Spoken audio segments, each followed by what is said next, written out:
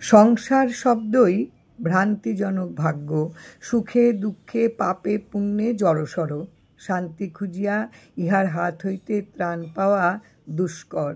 নিত্য সুখলাভ করিতে হইলে অগ্রে সুখের স্পৃহা ছাড়িতে হয়।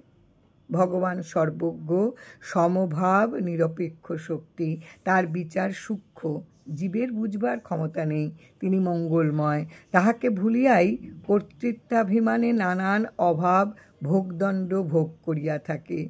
সংসার মায়াময়, অস্থায়ী ক্ষর ও প্রকৃতি দ্বারা গঠিত গতাগতি, পুনঃ পুনঃ অদৃষ্ট অনুসারে জীবের সুখ দুঃখ ভোগ হইয়া থাকে। কাহারও কোনো শক্তি নাই এই ভোগ খণ্ডন করে।